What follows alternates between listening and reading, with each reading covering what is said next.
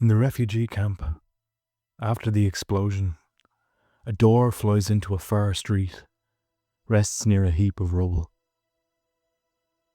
Clouds of dust settle on the coughing neighbouring houses, their noses swollen by the heat of the scorched air. A girl passes by, sees the bleeding door, opens it. A corpse lies beneath it. The earth weeps. Though some fingers got cut, the dead young man still clutches in his hand a very old key. The only thing he's inherited from his father. The key to their house in Yaffa. He was sure it's been destroyed, but a key can be his passport to Yaffa when they return. Now, neither he nor their knocked-down house in the refugee camp can stand. The girl closes the door. Windows of tears open in her heart. Hello, and welcome to Words That Burn, the podcast taking a closer look at poetry. This week's poem is Door on the Road by Palestinian poet Mosab Abu Toha. Before we begin, I urge you to take a look at the link for the Ireland-Palestine Solidarity campaign that is below in the description of this episode, and donate whatever you can. The IPSC is an organisation continually striving to raise awareness and support for Palestinians. This support is needed against the brutal and intentional genocide being committed against them. At the time of recording, Palestine has been under relentless assault from the Israeli government, with much of the native population of Gaza being wiped out. Now the remaining Palestinians are still struggling to survive there, and they need every ounce of help they can get. There have been many false hopes started over the last 18 months, with attempted ceasefires that weren't honoured in the slightest by the Israeli state. While some international opinion is slowly beginning to shift in favour of Palestine, it is too little and far too late. At the moment, the best Palestinians can hope for is to avoid complete and utter eradication. The vast majority of the world is simply watching this unfold, whilst Palestinians themselves are forced to experience endless destruction. They witness it on a day-to-day basis. One such witness is Mosab Abu Toha, a poet and librarian who was forced to flee his home with his family after it was bombed during the latest wave of assaults committed against his country. He was subsequently detained and beaten by Israeli soldiers, eventually being released in November of 2023. Abu Toha is no stranger to mistreatment by the Israeli government, like many other thousands of Palestinians. The poet was born in the Al-Shati refugee camp in 1992 and has seen all manner of horrors committed against his people during that time. This poem comes from his 2024 collection, Forest of Noise. I urge each and every one of you listening to track down a copy and work through it. It contains a series of harrowing, painfully well-observed accounts of the atrocities taking place. He explores the lives of countless Palestinians, fathers, mothers, husbands, wives, children, and much more, documenting what it is like to have to constantly try and rebuild lives in a land full of rubble. The epigraph that opens this collection comes from the celebrated poet Audre Lorde. It reads, "Poetry is not a luxury."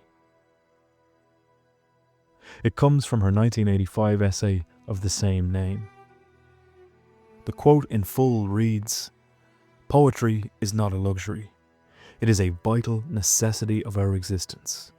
It forms the quality of the light within which we predicate our hopes and dreams towards survival and change, first made into language, then into idea, then into more tangible action.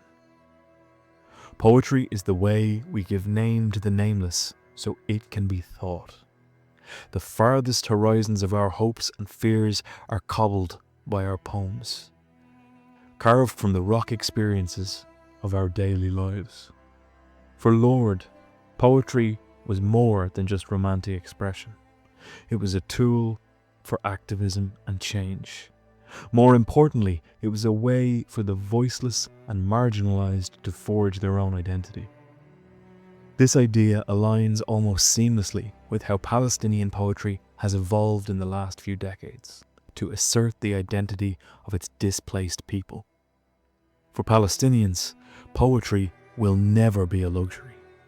It is remarkably apt for Mosab Abu Toha to use this quote, as he sees poetry as far more than a luxury too. He sees the role of a poet almost as a duty. Here is the poet himself discussing that duty in an interview with the New Arab in 2024. The role of a poet or an artist is to assist, or accompany people who have never been able to go to that place, to take them into the heart of the experience. It is witness poetry, we don't have even the time to fantasize about things we have never lived, because we nearly lived everything in Gaza. We don't need to watch horror movies. We are living a horror movie. This idea of a horror movie life, as Abu Toha puts it, is very evident in this poem, Door on the Road. Through a near journalistic setting of scene in the first short stanza, the horror of the everyday is laid bare. In the refugee camp, after the explosion, a door flies into a forest street, rests near a heap of rubble. This could be any news report covering the current chaos in Gaza. It is cold, objective, and inappropriately detached from what is being relayed. It could be one of hundreds of reports we hear from Gaza day by day. Its atrocity is reduced to mundanity by the volume it exists within. What is one explosion among thousands? To my mind, this is one of the things the title of the collection this poem comes from, Forest of Noise, could be hinting at. Abu Toha is drawing attention to the fact that this objective and factual language detracts from what is actually being experienced. And when we hear that objective language again and again and again, we detach. We become lost in a forest of noise. In this first stanza, the poem's first important symbol, a door, is established.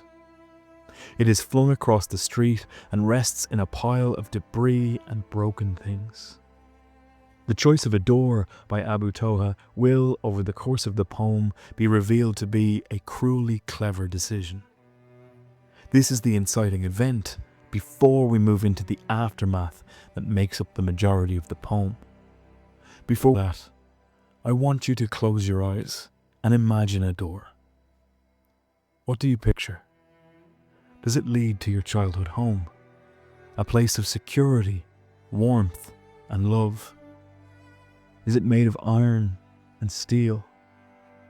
Is it a solid oak thing, offering protection and security? Is it an entryway to an opportunity, a new chance, a hope of sorts? It might even be an exit, an escape, a way to find some kind of relief or respite. For Palestinians, a door can be none of those things. That freedom of interpretation around the symbol has been taken from them. There are so few doors left standing in Gaza, and they offer little to no protection from the Israeli military that hounds those trying to hide behind them. What at first seems like a simple prop in a poem becomes a symbol for so many of the invisible securities the Palestinians have had stolen from them. Mosab Abu Toha's choice is simple but devastating. From there, the aftermath of the explosion and the suffering it has caused come to the fore. To make a quick note, this poem is only 2 stanzas. The first 3 lines making up the first, which, as I said, are the inciting scene, with the rest of the poem making the second stanza. However, for analysis, I've broken it into sections. Clouds of dust settle on the coughing, neighbouring houses, their noses swollen by the heat of the scorched air. The houses that still have doors are covered in the dust of the one in their midst that has just exploded.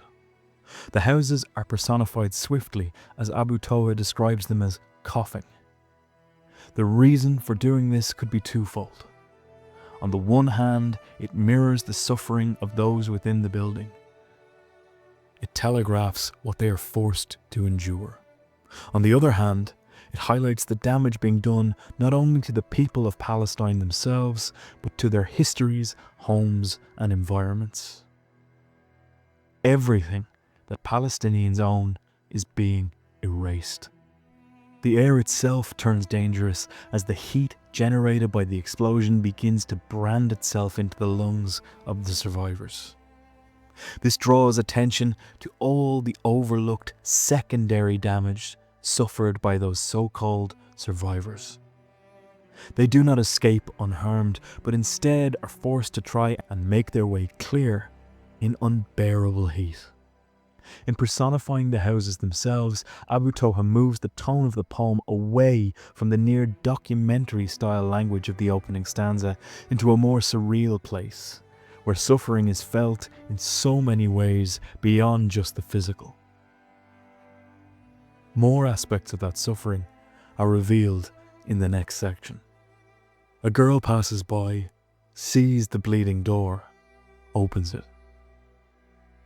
A corpse lies beneath it. The earth weeps. Though some fingers got cut, the dead young man still clutches in his hand a very old key. The only thing he's inherited from his father. That opening line is macabre. The idea of a bleeding door comes straight from a horror movie, as Abu Toha was describing before. It is something that would not be out of place in a Gothic novel. The haunting nature of the section is amplified as the person who makes the discovery is young. She is described as a girl passing by. She does the most human thing in the world when confronted with a door. She opens it. This time, though, she is met with the Palestinian reality, as opposed to the list of possibilities I made earlier. That reality is death. The environment suffers in tandem again, as the earth bleeds. The blood of the corpse under the door mixes with the soil they both rest on, one becoming the other. The severity of the harm intensifies as the poem zooms in a sense, taking a closer look at what rests beneath the door. There is a doomed symbol of defiance in the hand that is there. It still clutches a key, even though that hand has been maimed. Some fingers got cut. There is a further loss of youth and innocence as we discover the body beneath the door is that of a dead young man. The second major symbol of the poem is this key. It is another inverted symbol that signifies something very different to a Palestinian than it might to someone in the Western world. In ordinary circumstances, a key might be a totem once again for security or access. In any other world, a key would open a door. Now, though, the image has been rendered impotent, and the key the dead young man clutches did nothing to impact the door that took away his life. We, as the audience, know that this key has some unseen value, thanks to Abu Toha's use of the verb clutch. Why would you desperately cling to something unless it had significance for you? That sense of value intensifies with the descriptor, a very old key. And then the weight of that moment is driven home in the final lines of the section. The only thing he's inherited from his father. It is such a simple set of lines that convey so much.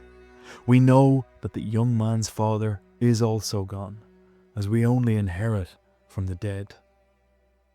We know that his father, like him, suffered. We know that his father, like him, suffered countless losses, as this single key is all he left when he passed. The mystery around the key is revealed in the next section.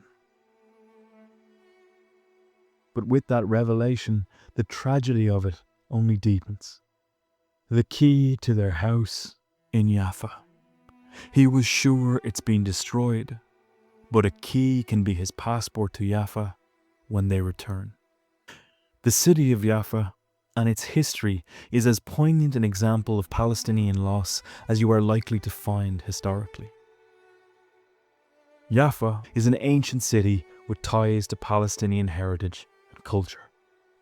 For much of its history, it existed as a Palestinian powerhouse of economic prosperity. During the aftermath of World War I, the city found itself under British occupation from 1922. This was as a result of the League of Nations mandate. Despite its occupation by the British, the city continued to thrive. As journalists and critics Sami Abu Toha and Fadi Shibyatan wrote, Yaffa was the epicenter of the Palestinian economy before the 1948 Nakba. Beginning in the early 19th century, the people of Yaffa had cultivated citrus groves, particularly oranges, on their land. International demand for Yaffa oranges propelled the city onto the world stage, earning the city an important place in the global economy. By the 1930s, Yaffa was exporting tens of millions of citrus crates to the rest of the world, which provided thousands of jobs for the people of the city and its environs, and linking them to major commercial centres of the Mediterranean coast and European continent. That phrase, before the 1948 Nakba, hangs heavy at the beginning of this quote. The prosperity of Yaffa would be brought to a crushing halt as a result of a concentrated Zionist effort to establish their Jewish state. This goal had been boiling over in the background since 1917, and the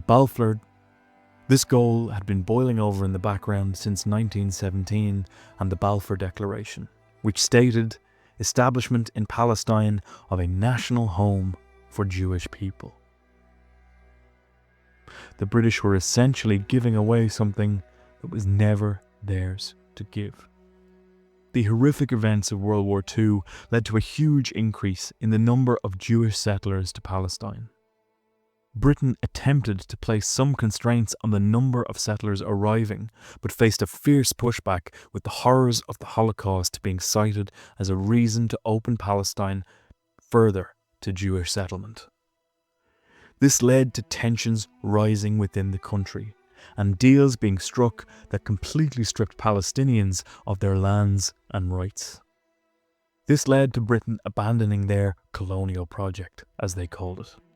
Instead, they handed over their increasingly dangerous pressure cooker situation to the UN.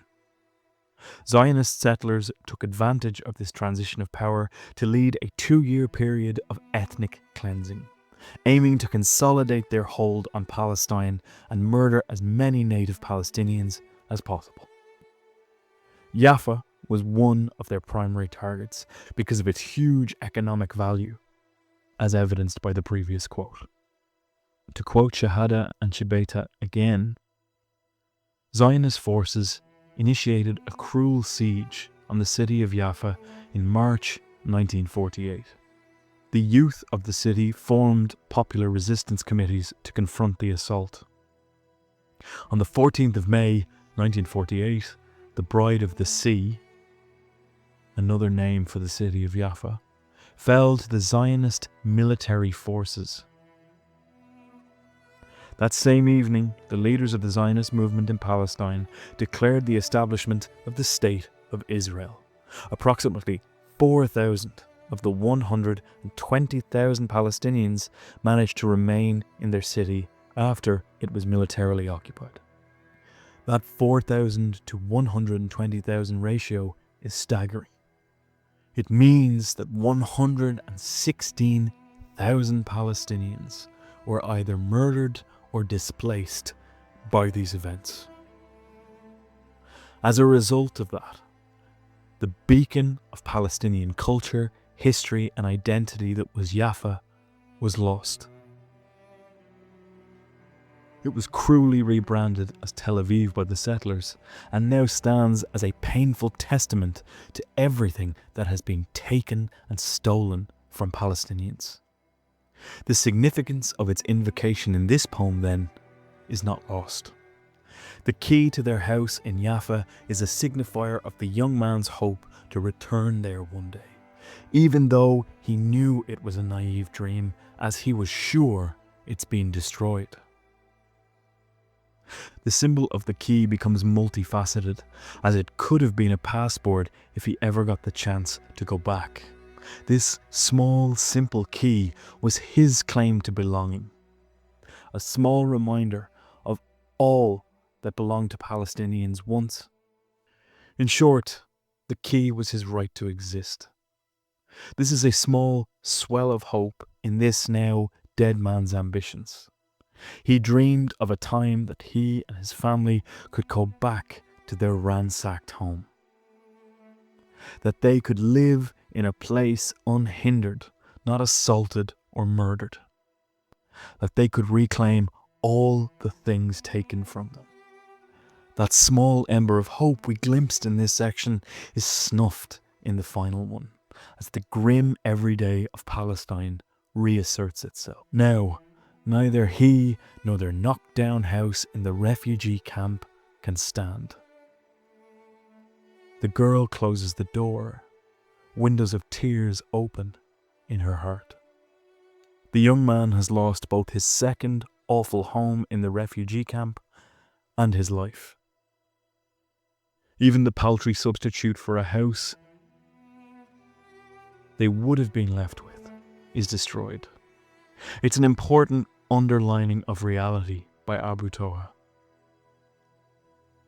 Even the refugee camps won't be tolerated by the Israeli government. It is not enough to take everything from Palestinians. They want to remove them from the face of the earth. They want to wipe away any trace that Palestine was ever there. The reason is simple. Every remaining Palestinian is a living, breathing reminder that Israel does not belong in Palestine. The land is not theirs. They have no right to it, and they have asserted a false and genocidal claim to it for decades. No matter how many men, women, and children they bomb, no matter how many cities and landmarks they tarnish and brand, no matter how many outlets they pay and coerce, Palestine is for the Palestinians. In asserting this simple, true statement, people are made a target by the Israeli state. Palestinians themselves are forced to whisper it under their breaths in Gaza, lest they too end up beneath doors. The final haunting image of Abu Toha's poem shows us the young girl closing the door which held so many horrors beneath it, both real and symbolic. She marks this young man's grave.